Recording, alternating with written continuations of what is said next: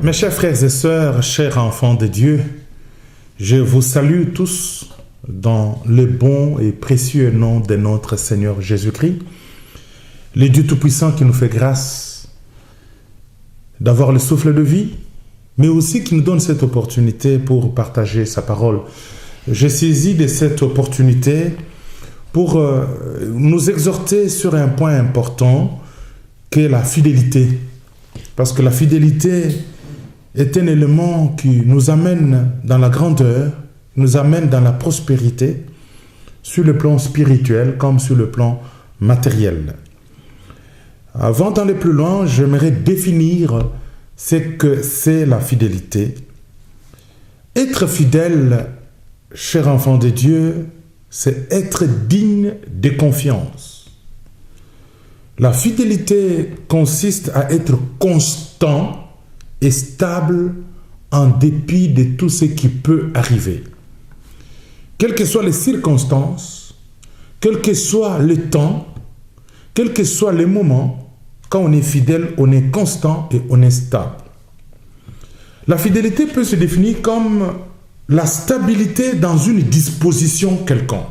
Et après cette définition, j'aimerais vous donner l'importance de la fidélité parce que beaucoup manquent ou beaucoup ignorent l'importance, et à cause de cette ignorance, nous posons beaucoup de dégâts et nous n'arrivons pas à obtenir nos promesses, et pourtant nous sommes appelés à la grandeur, à la prospérité, au bonheur. Parfois nous proclamons des belles paroles, mais quand on constate nos vies sont toujours médiocres, tout simplement parce que nous ignorons cet élément important de la fidélité. Donc la première importance de la fidélité permet la stabilité de l'univers et de la société. Je m'explique.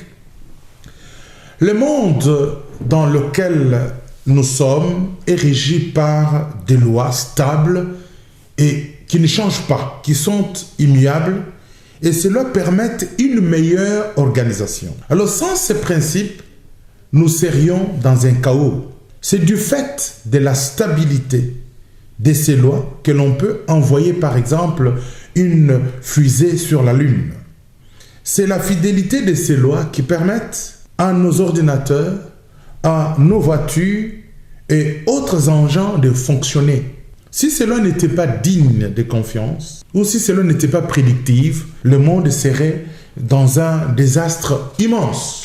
Par exemple, vous êtes sûr que demain arrivera, c'est-à-dire que vous faites confiance à la Terre pour continuer sa rotation sur elle-même sans accuser de retard. Alors si un seul instant la Terre s'arrêtait de tourner, toute notre planète serait aspirée dans l'univers. Si notre monde existe, c'est à cause de la fidélité des lois. Leur fidélité nous permet de planifier et de bâtir sans risque. De même, si nous ne sommes pas fidèles, il sera difficile, voire impossible de construire quelque chose avec vous.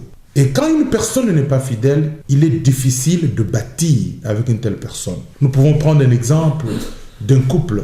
Quand un des conjoints n'est pas fidèle, c'est très difficile de bâtir avec une telle personne. Parce qu'il a ses passions, il a ses envies, et il n'entre pas même dans la vision de la famille. Ça, c'est la première importance. La deuxième importance que j'aimerais partager, que la fidélité que vous manifestez est l'élément qui vous permet, ou est l'élément qui nous permet d'accéder au sommet et d'y demeurer. Quand on est fidèle, on accède facilement au sommet et on va demeurer. La Bible dit dans Matthieu chapitre 24, verset 45 au verset 47 que « Quel est donc le serviteur fidèle et prudent que son maître a établi sur ses gens pour leur donner la nourriture au temps convenable. Je vous l'ai dit en vérité, il l'établira sur tous ses biens. » Ça, c'est le Christ, notre Seigneur, qui parle.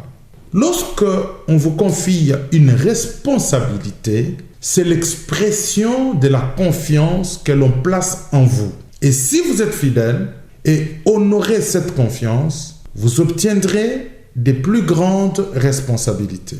Mais si vous trahissez la confiance placée en vous, vous vous verrez retirer la position qui était la vôtre, parce que vous n'êtes pas fidèle. C'est pourquoi une personne qui est élevée doit veiller sur son caractère pour maintenir et croître son capital confiance, puisque la confiance que vous obtenez grandit en fonction de votre fidélité. Plus vous êtes fidèle, plus on a confiance en vous. Un exemple, une entreprise qui n'est pas digne de confiance fera faillite. Un leader qui n'est pas digne de confiance sera rejeté. L'histoire nous a prouvé qu'on peut tricher pendant un certain temps avec la fidélité et rester au sommet. Mais tôt ou tard, la personne infidèle sera déchue. Être fidèle, c'est demeurer le même, demeurer constant malgré les situations. Si vous faites preuve de constance dans l'accomplissement efficace de votre tâche, vous obtiendrez une promotion. Mais si vous êtes infidèle et fournissez des résultats en fonction de votre humeur, vous vous disqualifierez pour la gloire. Dieu ne donne pas de promotion à une personne infidèle. Si vous êtes infidèle, ne comptez pas sur Dieu pour vous promouvoir. L'Éternel élève les personnes fidèles. Ça, c'est la deuxième importance. Et la troisième importance, la fidélité est une richesse plus grande que l'argent. Dans Proverbes, chapitre 28, verset 20, la Bible dit ceci. Un homme fidèle est comblé de bénédictions, mais celui qui a hâte de s'enrichir ne reste pas impuni. Par là, nous trouvons que la fidélité nous donne accès à la richesse financière. Celui qui est fidèle acquiert progressivement des biens. En réalité, la monnaie la plus importante sur terre n'est ni les dollars ni l'euro, mais c'est la fidélité. La fidélité est la monnaie la plus importante du monde. Lorsque votre capital fidélité augmente, cela se traduit par l'accroissement de votre richesse. Plus vous êtes riche, fidèle, plus votre richesse s'accroît. Mais si ce capital fidélité décroît, votre prospérité va diminuer aussi. C'est pourquoi la monnaie qu'il faut chercher, ce n'est pas l'euro ou le dollar, mais au contraire, c'est la fidélité. Ça, c'est la troisième importance. Malheureusement, nous trouvons les gens qui sont capables de trahir leur fidélité en mentant, en trompant, en trichant pour obtenir le dollar ou l'euro ou pour obtenir la monnaie que nous utilisons tous les jours. Mais j'aimerais nous dire que il faut au contraire perdre les dollars, perdre le euro pour gagner la fidélité, puisque la fidélité est la meilleure monnaie. Quatrième importance, la fidélité bâtit notre ouvrage. La fidélité bâtit votre ouvrage. Dans Proverbes chapitre 18, verset 9, il est dit ceci. Celui qui se relâche dans son travail est frère de celui qui détruit. Donc toute personne qui relâche dans son travail, il est frère de la personne qui détruit. Donc l'œuvre qui t'est confiée sera bâtie par la fidélité, c'est-à-dire par un travail constant et acharné. Si tu te relâches dans ton ouvrage, si tu n'es pas fidèle dans ton travail, tu détruis toi-même ta vie. Ce n'est pas en un jour qu'on construit une maison. Pour la construire, il faut de la patience, il faut de la persévérance, il faut de l'endurance et de la constance. Quand on se relâche, quand on abandonne, on fait alors de vous le frère du diable, car c'est celui qui détruit. La réussite est une conséquence, un résultat. Donc la réussite est un résultat, est une conséquence de votre fidélité, de votre constance dans le travail, dans votre persévérance. Alors, la persévérance doit se faire dans le respect des principes et des clés bibliques. C'est ce qu'on appelle la fidélité. La réussite et la fidélité aux principes. Se relâcher ou abandonner, c'est détourner de la voie divine, revient à détruire soi-même sa vie. De même que la réussite est le résultat de la fidélité, l'échec et les résultats de l'infidélité. Ne te relâche pas, endure les épreuves, car la gloire est à portée de main. Voilà 4 grandes importances que j'ai voulu partager avec mes frères et sœurs, chers enfants de Dieu. Mais j'aimerais aussi ajouter un élément, dire ceci. Étant donné que la fidélité est très importante, Dieu nous éprouve ou Dieu nous éprouvera avant de nous positionner. Dieu teste toujours notre fidélité car c'est très important. Voyons quelques tests qui mettent en lumière notre fidélité. Le premier test, ce sont les difficultés. Les difficultés testent notre fidélité. Nous avons l'exemple de Job. Nous pouvons lire Job au chapitre 1er, du 1er au 12e, aussi au chapitre 42. Et tous les livres de Job d'ailleurs parlent de cela. Job qui a connu des difficultés énormes. Malgré les difficultés, Dieu a testé sa fidélité. Mais Job est resté fidèle. Il a récupéré. Il a été positionné. Il est remonté au sommet. Il est monté au sommet. Donc le premier test que nous voyons est celui des difficultés. Être fidèle, c'est demeurer constant en dépit des vents contraires. Vous avez des projets, vous avez un climat, une saison, mais le vent est contraire, mais vous demeurez fidèle. Pour vérifier votre fidélité, le Seigneur enverra des vents contraires et observera votre réaction. Si vous dites que vous n'êtes pas un voleur, mais dans les difficultés, vous faites un petit détournement. Vous démontrez par là que vous n'êtes pas fidèle. C'est dans les épreuves que l'on testera votre fidélité. Quand tout va bien, tout le monde peut être fidèle. Mais la véritable personne fidèle prouvera son intégrité ou sa fidélité dans les difficultés. Si votre comportement est le reflet de l'action des hommes ou des situations, vous n'êtes pas encore fidèle. L'homme fidèle n'agit pas en fonction des saisons. Il demeure constant en dépit des situations. Comme Job, je le disais, et demeure fidèle dans la pauvreté comme dans la richesse. Si, parce que votre employeur se comporte mal, par exemple, vous décidez de ne pas bien travailler, les hommes vont vous comprendre. Mais Dieu vous traitera d'infidèle. Ce n'est pas parce que votre employeur se comporte mal envers vous que vous devez changer votre façon, que vous devez devenir infidèle. Non. Si vous êtes un homme fidèle, quel que soit le comportement de l'employeur, vous demeurez fidèle. Ce n'est pas parce qu'il y a la pluie et vous décidez de ne pas travailler. Non. Les hommes vous comprendront, diront que le temps n'est pas bon, il y a la pluie. Mais Dieu vous traitera d'infidèle. C'est pourquoi qu'il pleuve ou qu'il neige, l'homme fidèle reste constant, reste fidèle. Le Seigneur demeure le même avec nous en dépit de nos actions. En dépit de tout ce que nous faisons, Dieu demeure le même envers nous. Donc, je disais que la difficulté teste la fidélité et notre test, le temps. Le temps teste notre fidélité. C'est comme un exemple d'un bal de chauves. Tous les chauves entrent dans ce bal. Il y a aussi des gens qui ont des cheveux qui vont essayer de se raser. Après un temps, on se rendra compte que tous les faux chauves vont commencer à avoir les cheveux. Donc sur leur tête, les cheveux vont pousser.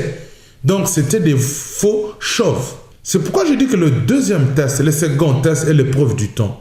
Plusieurs personnes sont fidèles sur un certain temps. Mais lorsque le temps passe et ce qu'ils entendent ou ce qu'ils attendent tarde à venir, ils commencent à changer de voie. Beaucoup sont aujourd'hui chrétiens, sont à l'église, cherchent la face de Dieu. Mais lorsque plusieurs années s'écoulent et que leur situation ne change pas, ils abandonnent la main de Dieu pour se tourner vers le monde. C'est ainsi que nous voyons beaucoup de personnes qui peuvent aller à l'église, peut-être pour une bénédiction quelconque, notamment avoir même un mariage, un époux ou une épouse. Quand ça prend du temps et que cela n'arrive pas, les mêmes personnes qui étaient fidèles abandonnent. Avec le temps, on sait voir aussi qui est fidèle, qui ne l'est pas. Et Dieu utilise cela. Alors, toutes ces personnes prouvent par leur comportement qu'elles ne furent pas fidèles si elles abandonnent.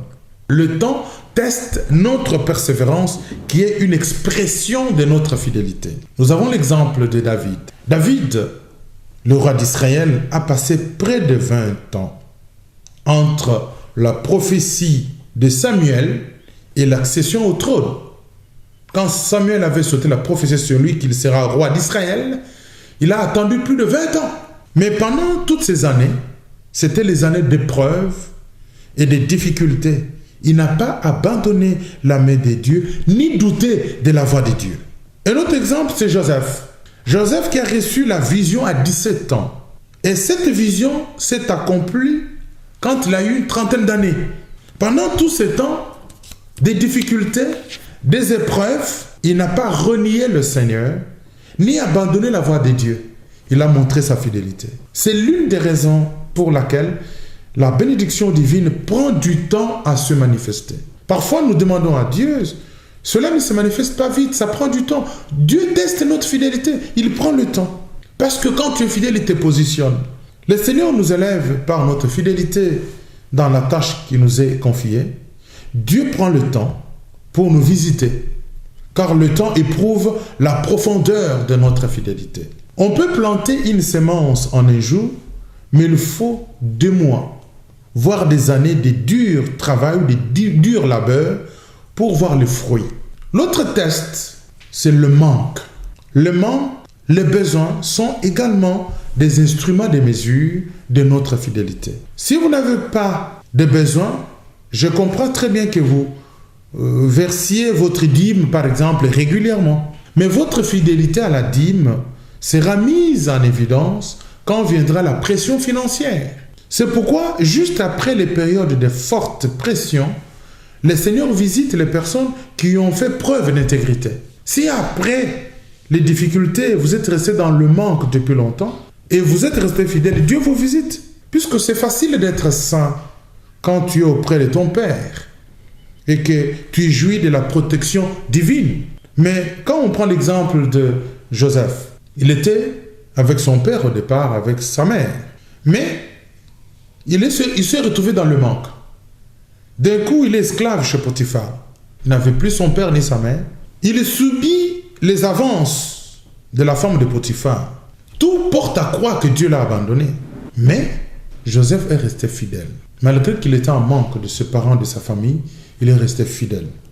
C'est pourquoi, demeure fidèle même si tout te manque. Joseph est resté fidèle, même en étant en manque. Le dernier test que j'aimerais partager, c'est l'abondance aussi. L'abondance est un test de la fidélité. Dans Philippiens chapitre 4, verset 11 au verset 12, l'apôtre Paul dit ceci: « Ce n'est pas en vue de mes besoins que j'ai dit cela, car j'ai appris à être content de l'état où je me trouve. Je sais vivre dans l'humiliation et je sais vivre dans l'abondance. En tout et partout, j'ai appris à être rassasié et avoir faim, à être dans l'abondance, à être dans la disette. » Le manque n'est pas le seul test de notre fidélité. L'abondance aussi est un test de la fidélité. Nous voyons des personnes qui sont bien dans la pauvreté et les difficultés. Lorsque les personnes sont propulsées au sommet, nous découvrons un changement radical dans leur comportement. C'est ainsi que beaucoup de couples se brisent lorsque l'un des conjoints connaît la prospérité. Nous trouvons aujourd'hui même les serviteurs de Dieu qui commencent à trouver les femmes de ministère. Au départ, quand ils ont commencé leur ministère, leur travail, ils étaient en souffrance, des difficultés, ils étaient attachés l'un l'autre. Mais quand Dieu le visite, ils entrent dans la bénédiction, dans l'abondance. Ils choisissent, c'est maintenant une femme de ministère. Alors, être fidèle, c'est être le même dans le manque comme dans l'abondance. Voilà, bien chers frères et sœurs, chers enfants de Dieu, une petite exhortation que j'ai voulu partager ensemble, et j'ose croire que par l'aide du Saint-Esprit, nous allons comprendre cette exhortation et cela produira des fruits dans nos vies. Que Dieu vous bénisse abondamment. À bientôt.